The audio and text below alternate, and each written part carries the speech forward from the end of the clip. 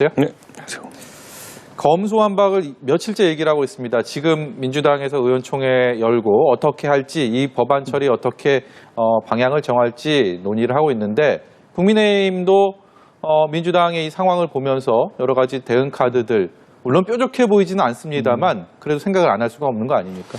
근데 전체적으로 국민들 여론이라는 것이, 검수완박이라는 것이 지난 한 1, 2년 전에 있었던 그런 패스트트랙 사태 때 이후에 별다른 어떤 그 상황 변화에 대한 설명 없이 갑자기 또 꺼내든 카드이기 때문에 좀 의아하다는 생각을 할 것이고, 그렇게 중요한 것이라면 대선 전에 공약을 세게 걸고 입법 드라이브에 걸 수 있었는데 대선 끝나고 이제 본인들이 정권을 잃게 되니까 들고 나오는 것에 대해서 뭔가 좀 캥기는 지점이 있지 않나 이렇게 생각할 거라 좀 봅니다. 그래서 저는 이번에 뭐 민주당이 180석을 얻은 뒤로 본인들 뜻대로 하고자 해가지고 저희 당 동의 없이 했던 일 중에 잘된 게 있는지 한번 묻고 싶습니다. 과거에 뭐 패스트트랙 당시에는 선거법 개정도 그랬고요. 해놓고 나니까 이상한 제도를 만들어가지고 나중에 본인들이 위성정당 만들고 이랬기도 했는데, 이번에도 이 검수완박이라는 아주 정치적인 테마를 가지고 선거 장사를 하려는 것이지 실제 대한민국에 긍정적인 영향을 끼치는 제도를 설계하는 건 아니다 이렇게 봅니다. 이 캥기는 지점이라는 말씀하셨는데 그 부분은 무엇이라고 생각을 하시는 거죠? 검찰에서 완전히 박탈하고 싶은 수사권이 뭐겠습니까? 어쨌든 지난 정부에 있었던 인사들 중이나 아니면 현재 민주당 인사들이 아무래도 부담을 가질 만한 수사나 이런 것들을 완전히 박탈하려고 하는 것 아니겠느냐. 저는 그거는 글쎄요, 이해 충돌의 소지도 발생한다 이렇게 봅니다. 지금까지 본인들이 전행을 했던 부분에 대해 가지고 혹시라도 책임질 일이 생기면은 제도를 바꿔버리면 되지 않느냐, 이런 인식은 위험한 인식이다 이렇게 봅니다. 필리버스터라는 국회 내에 이 저지 방안도 있지만 사실 그것은 한계가 있지 않겠습니까? 국민 여론전도 고려를 하고 있다라는 얘기가 국민의힘 의원들 몇몇 의원들에게 들리는데 그 부분도 있고요. 또 지방선거에 대한 여파가 어떻게 이어지게 될지에 대한 관심도 큽니다. 이 부분에 대해서는 어떤 생각 갖고 계십니까? 저는 결국에는 민주당의 이런 구호정치 검수완박, 뭐 예전에는 검찰 개혁, 뭐 이런 거 다 들고 나왔을 때 결과가 안 좋았기 때문에 이번에도 국민들은 또다시 민주당이 바늘허리에 실매어 쓰려고 하는구나라는 인상을 가질 것이다 이렇게 보고, 이 정도의 구호라고 한다면은 당연히 당 간에 충분한 논의 과정을 거치는 것이 옳거든요. 그래서 저희는 권성동 원내대표와 저도 상의했지만은 TF를 구성해가지고 구체적인 사안에서 논의를 하자 정도가 저희의 제안인 것이고, 그거 하지 않고 강행 처리하겠다? 그거는 글쎄요. 저는 민주당이 야당 연습하는 게 아니라면은 진짜 지금 상황에서 많은 국민들이 납득하지 못할 처사일 겁니다. 윤석열 정부 출범 전에는 무조건 처리하겠다라는 의지가 지도부도 그렇고 상당수 의원들의 좀 강한 의지가 엿보이는데요. 저는 아마 지방선거를 앞두고 오히려 좀 이런 쟁점을 만들려는 게 아니냐, 저는 그런 생각이 들어가지고, 하여튼 최근에 민주당이 무리하게 추진하려고 했던 것들, 뭐 언론중재법 같은 것도 그렇고요. 거의 다 결국에는 여론에 부딪혀가지고 실패하고, 그리고 또 개악이라고 할 만한 법안들이었거든요. 저는 민주당이 지금이라도 민심을 좀 알았으면 좋겠고, 들어보니 민주당의 공동 비대위원장을 하고 있는 박지원 비대위원장도 이 검수완박에 대해서 속도 조절론을 이야기했다고 하던데, 글쎄요, 저는 나름 본인들이 쇄신을 하겠다고 해가지고 불러온 공동 비대위원장이라면은 그 사람이 하는 말, 특히 젊은 세대가 하는 말에 대해 가지고 깊게 생각해 보아야 되지 않을까 싶습니다. 안철수 인수위원장의 최측근인 이태규 의원, 어제 돌연 인수위원적 사퇴를 선언을 했고 내각도 가지 않겠다라고 얘기를 했습니다. 이 얘기를 두고 여러 가지 추측들이 난무하고 있는데, 이 대표께서는 이유가 뭐라고 생각하십니까? 뭐 인수위의 매끄러운 운영을 위해서는 인수위 내에서 좀 의견을 잘 조율해야 될 것 같습니다. 인수위원장이신 안철수 대표께서 어떤 상황이 좀 파악하고, 특히 본인의 최측근 아니겠습니까? 왜 이런 사태가 발생했는지에 대해서 국민들에게 좀 소상히 설명하실 필요가 있지 않나, 이런 생각을 합니다. 저는 지금 이제 공동정부론이라는 것이 처음에 나왔을 때 저희가 대선 과정에서 구체적인 요구사항을 교환하거나 아니면 구체적인 어떤 약속을 하게 되면은 후보자 매수에 대한 어떤 그 처벌을 받게 된 상황이었습니다. 그렇기 때문에 서로 간의 신뢰를 바탕으로 해가지고 이런 그 단일화 또는 이제 후보 사퇴를 했기 때문에 저는 지금도 신뢰를 기반으로 많은 문제를 풀어나가야 된다, 이런 생각을 하고 있습니다. 이 공동정부 구성하는데 이태규 의원의 어제 선택이 좀 실금이 가는 건 아니냐라는 전망도 있는데요. 우리 당선인 같은 경우에는요, 그 실력 위주의 인사를 하겠다라고 했고, 보은 인사 또는 그리고 할당 인사, 성별이나 지역에 따른 인사를 하지 않겠다고 했거든요. 오로지 국민만 바라보고 그 부처를 이끌기 가장 적합한 사람을 뽑겠다는 것이고 실제 당선인의 첫 번째 조각 인선안을 보면은 그 안에 윤석열계라는 이름을 붙일 수 있는 사람 별로 없습니다. 그러니까 특히 윤석열계라는 계파를 챙기고 있다는 인상도 들지 않고 예. 원희룡 그 내정자 같은 경우에는 그분은 경선 때 오히려 경쟁했던 분이었습니다. 한덕수 총리 같은 분들도 뭐 그렇게 그전까지 정치적인 인연이 깊진 않았었고 예. 그러다 보니까 우리 당선인은 실력에 맞게 적재적소에 인재자를 배치하겠다는 의사가 있는 것이지 뭐 윤석열계도 안 챙기는 상황 속에서 안철수 계라고 해서 챙길 수는 없는 거 아니겠습니까? 그래서 굉장히 세심한 판단하고 있다는 생각이 듭니다. 합당 과정에는 좀 어떤 영향이 있겠습니까? 합당은 그것과 전혀 별개로 저희가 협상을 하고 있었고요. 사실 그저께쯤 거의 대부분의 쟁점에 대해서 타결이 됐었습니다. 그래서 지금 일부 언론에서 무슨 당직자 승계 문제에 대해 가지고 이견이 있다 뭐 이런 얘기가 나오던데 그 이견도 다 타결된 후였습니다. 근데 갑자기 어제 아침쯤에 그 국민의당 쪽에서 입장 변화가 좀 있어가지고 저희에게 연락이 왔는데 뭐 합당 저희가 협상하는 쪽에서는 전혀 감지하지 못하고 있었던 그런 갈등이었던 것 같습니다. 이준석 대표가 안철수 위원장이랑 그다지 관계가 좋지 않았다는 것은 대선 과정에서 많은 분들이 아실 겁니다. 실제로 어떤 생각을 갖고 계시는지 잘 모르겠습니다만 이번 과정에서 최근에 공동 선대위원장 지방선거 얘기를 했고 안철수 위원장은 여기에 대한 답을 안 한 상황에서 19 초력까지 하겠다라는 얘기도 인터뷰에서 하셨더라고요. 지금은 어떤 상황입니까?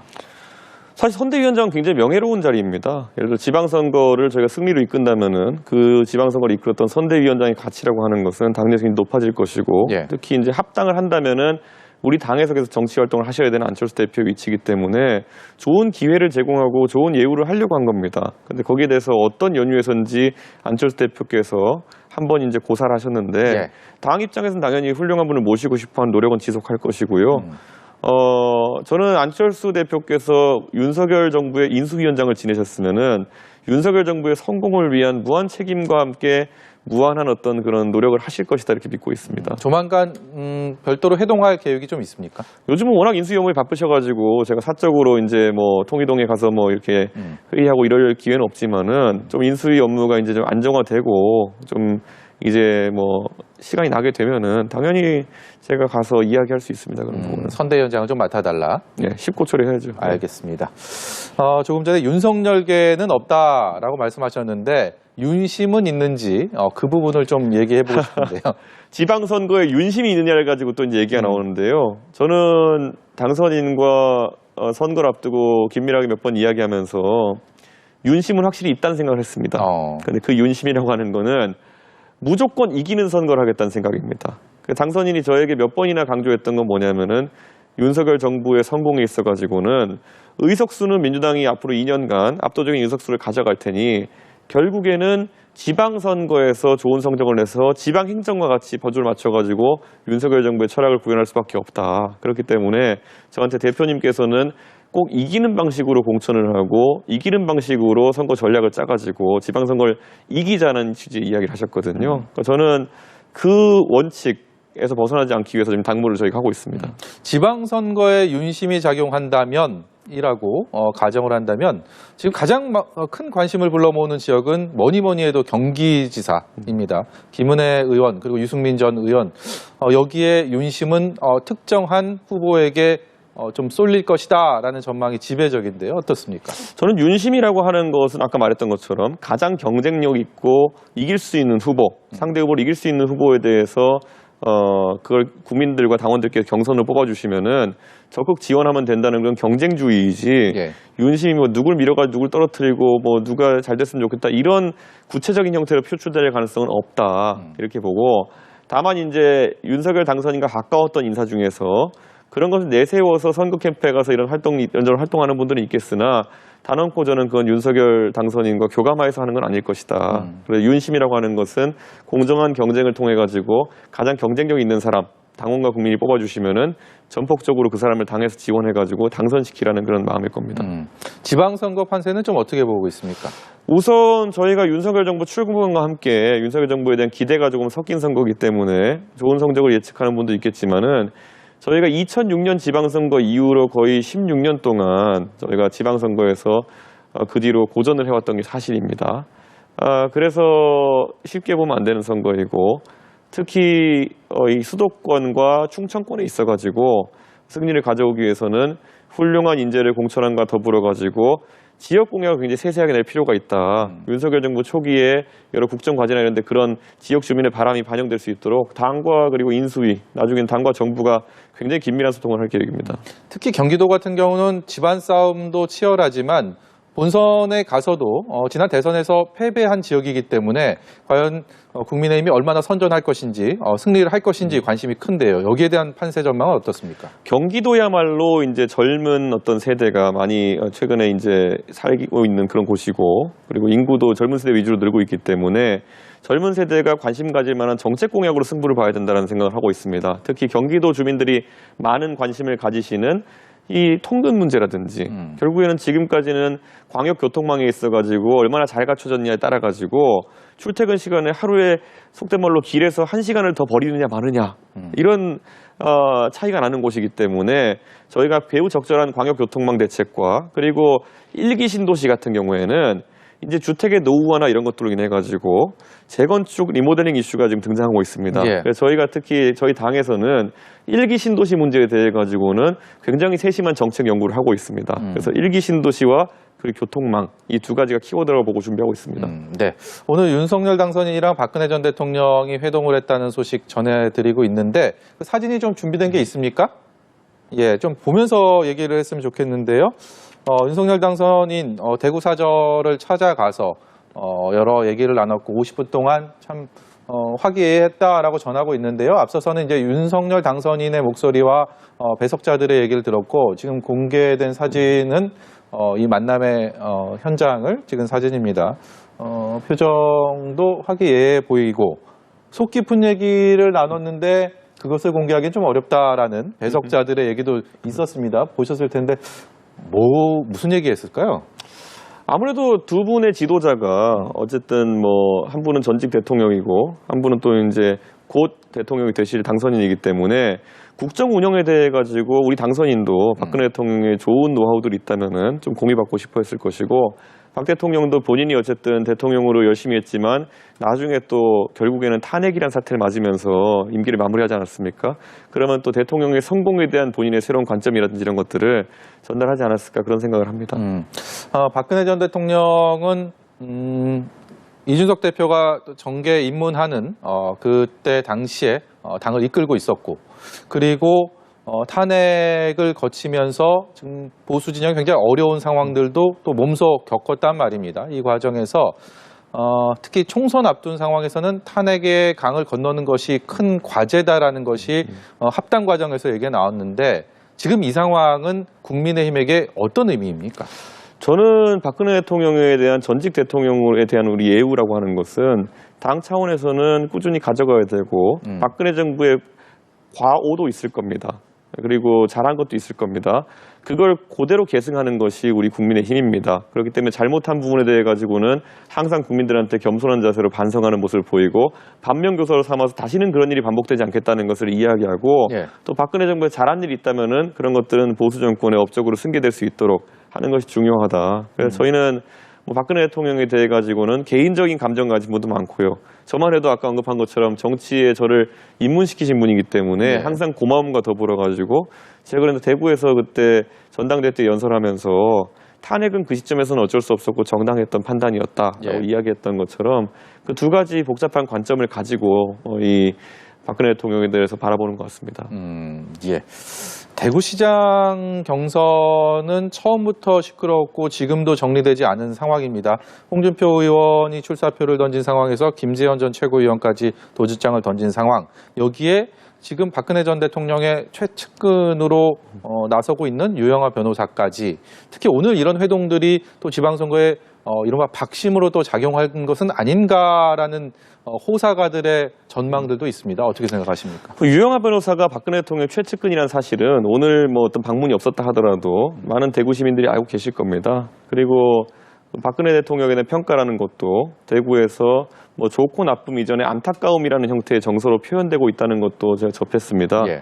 근데 아마 대구 시민들께서 그런 걸 다 감안해가지고 대구시정을 4년 동안 펼치기에 가장 적합한 인사가 누구냐 이걸 종합적인 판단을 할 것이기 때문에 네. 그 안에 너무 세부적인 사안 하나하나를 들고 가지고 이게 큰 영향을 끼칠 것이냐 보기보다는 대구 시민들의 종합적 판단 능력을 저희는 신뢰하고 있습니다. 국회는 이제 조금 있으면 그야말로 인사청문 전국에 돌입하게 될 텐데 특히 한덕수 후보자는 첫 번째 당선인의 인선이기 때문에 그만큼 큰 의미가 있고 이 인사청문을 얼마나 좀 부드럽게 치러내느냐가 국민의힘에게는 정말 선결 과제일 겁니다. 청문위원들 다 라인업 다 구성이 됐는데 민주당에서는 송국 검증을 매일 얘기를 하고 있습니다. 어떻게 대응하실 계획이십니까? 민주당이 이미 15년 전에 본인들이 그 총리로 모셨고 인사 검증을 했던 분입니다. 그렇기 때문에 한덕수 총리가 그때 임명되실 때도 큰 문제가 없었기 때문에 임명되었을 것이고요. 지금도 그 이후에 뭐 15년간의 이력을 보면 크게 문제될 만한 이력이 없다라고 저희는 판단하고 있습니다. 그리고 한덕수 총리 같은 경우에는 굉장히 상징성 있는 분인 게 우리나라에서 보통 경제, 문재인 정부 때 보면 경제 이야기하면은 일자리 부동산 문제 정도, 그러니까 내치에 해당하는 경제 문제만 주로 다뤘던 적이 있거든요. 그래서 문재인 대통령 시기에는 저희가 참 안타까웠던 것이 우리가 수출 산업을 새로 일으키고 대통령께서 순방 외교를 통해 가지고 우리의 경제 영토를 넓히고 이런 통상의 측면에서는 물론 코로나도 있었지만은 성과가 좀 미진했고 노력이 미진했다는 평가가 있습니다. 그런데 한덕수 총리 지명자 같은 경우에는 통상 문제 그리고 국제적인 경제 관계에 있어 가지고는 대한민국의 손꼽히는 전문가이고 외교까지도 통할해서 다룰 수 있는 분입니다. 그렇기 때문에 많은 분들이 기대하는 거는 이제 경제에 있어서도 내치의 관점과 외치의 관점이 공이 들어가는 그런 새로운 어떤 경제 행보가 나오지 않을까. 그런 기대감이 더 크고 만약에 그런 부분의 정책 검증이 제대로 이루어진다면은 아마 청문회 과정을 통해 가지고 우리 국민들이 한덕수 총리 지명자에게 큰 기대를 가지게 될 거라 봅니다. 예, 잠깐 물 한 모금 마시죠. 너무 지금 말씀을 많이 제가 여쭤보고 있어서 이제 집권 여당의 당 대표로 권성동 신임 원내대표와 한 1년 정도 한 배를 타고 당을 이끌어가는 상황을 맞게 됐습니다. 호흡에 문제가 없겠습니까? 저랑 원래 친합니다. 근데 이 대선 과정에서 제가 그 질문을 드리는 것은 윤핵관이라는 말이 등장했었고 그게 어떻게 보면 좀 나쁜 이미지로 많은 국민들에게 좀 전달된 면이 있습니다. 그리고 윤핵관이라는 얘기를 처음 꺼내고 많이 전파한 사람이 또 이준석 대표이기 때문에 권성동 원내대표 같은 경우는 윤핵관 중에 윤핵관으로 워낙 또 유명한 상황 아닙니까? 그렇기 때문에 여쭤보는 겁니다. 이게 윤핵관이라는 용어가 처음에 사용될 때는 일부 언론에서 아니 충분히 바로 말해도 되는 분들이 실명으로 이야기해도 되는 분들이 익명으로 윤석열 측 핵심 관계자라는 이름으로 본인이 인터뷰를 하기 시작하면서 당의 해가 되는 그리고 이간에 가까운 여러 가지 발언을 하면서 그런 걸 자제해라. 윤핵관이라는 사람들은 발언을 자제해라. 익명으로 하는 걸 자제해라라고 시작했던 건데 그게 이제 좀 아무래도 유행어 비슷하게 입에 착착 붙으면서 뭐 친윤계를 전체적으로 통할해서 이야기하는 것처럼 돼버렸거든요. 그 유행을 시키는데 좀 역할을 많이 하셨습니다. 초기에 그 용법이라고 하는 거는 익명 인터뷰하는 윤석열 측 핵심 관계자라는 사람에 대해서 이제 속된 말로 저격을 한 것인데 어찌 보면 과거에 친박, 친이 같은 친윤을 대체한 단어로 윤핵관이 쓰이게 되면서 굉장히 범위가 넓어진 거거든요. 제가 그래서 예전에 농담 삼아서 대선 중에 권성동 의원 제가 앉아가지고 이 대표 내가 윤핵관인가? 이 대표 내가 윤핵관인가? 그래가지고 익명 인터뷰 하신 적 있어요? 그랬더니 아니 그랬더니 그럼 아닌데요? 이랬거든요. 그러니까 그런 어떤 부정적 뉘앙스의 윤핵관이라고 한다면은 근데 위험하겠지만은 권성동 의원은 말 그대로 당선인과 교감이 되는 측근으로서 윤핵관이라고 한다면은 그건 오히려 당정 간의 협의라는 데 있어가지고 굉장히 좋은 어떤 그 매개체가 되거든요. 그래서 저는 원래 저랑 권성동 의원이랑 친분 관계가 있었고 그리고 특히 이제 대선 과정을 겪으면서 저희가 굉장히 많은 것들을 같이 하면서 또 함께 이뤄낸 성과가 윤석열 대통령 당선이기 때문에 저는 큰 문제 없다 이렇게 봅니다. 알겠습니다. 이준석 대표 개인 얘기 좀 해보겠습니다. 정치인으로서 10년이 조금 넘었고요. 그리고 당 대표로서 1년을 앞두고 있는 상황입니다. 이 대표에게는 어떤 시간이었습니까? 아무래도 저는 제가 당대표 임기가 2년인데요. 제 임기 초반부 1년은 대선과 지선이 연이어 있다 보니까 굉장히 힘듭니다.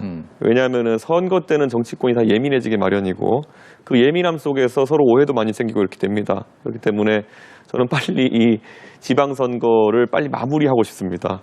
지방선거 마무리하고 당의 개혁 과제들, 정당 구조에 대한 개혁이라든지 이런 것들을 꾸준히 좀 진행하고 싶은 생각입니다.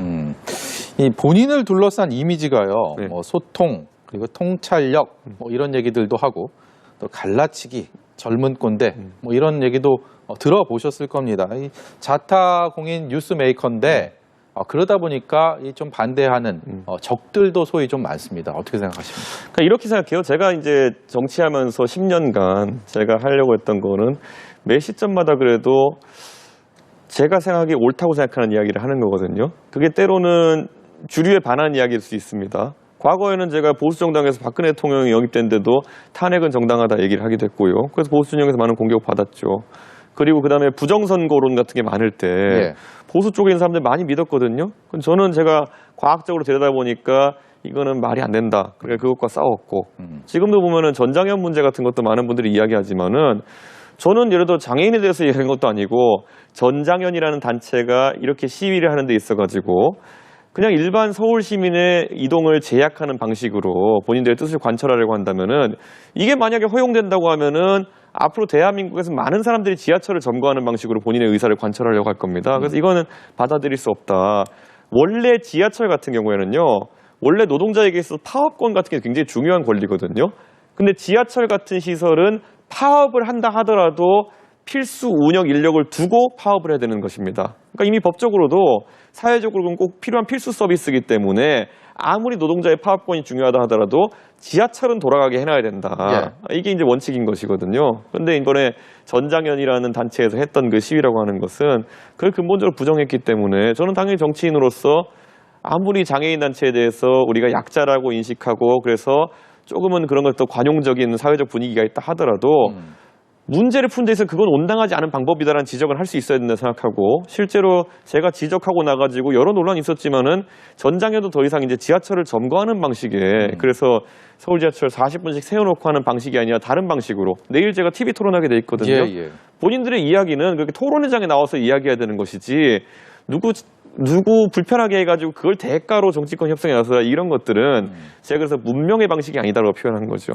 그러니까 저는 이거는 제 소신이고 제가 뭐 그런 것 때문에 다소 오해를 받는다 하더라도 그 스타일은 유지할 겁니다. 근데 일반인이 시위하는 장애인들에게 왜 여기서 이렇게 하느냐, 너무 일반인들에게 시민들에게 불편을 주는 거 아니냐라고 항의할 수 있어도 이준석 대표도 일반인은 아니지 않습니까? 집권당의 당대표가 하는 말에 무게가 있기 때문에 그것이 또 의도치 않은 오해를 불러올 수 있는 거 아닙니까? 저는 제가 말한 메시지에서 오해받을 부분은 없었다고 봅니다. 저는 일관되게 이 여러분의 주장이나 이런 거는 저는 들여다보기 이전에 시위를 통해서 뜻을 관철하는 방식이 이거는 사회적으로 앞으로 용인돼서는 안 되는 방식이다. 왜냐하면 정책이나 이런 것들에 대해서 투쟁의 대상이라고 한다면은 실제 정책 위반자라든지 아니면 정부라든지 여러 대상이 있거든요.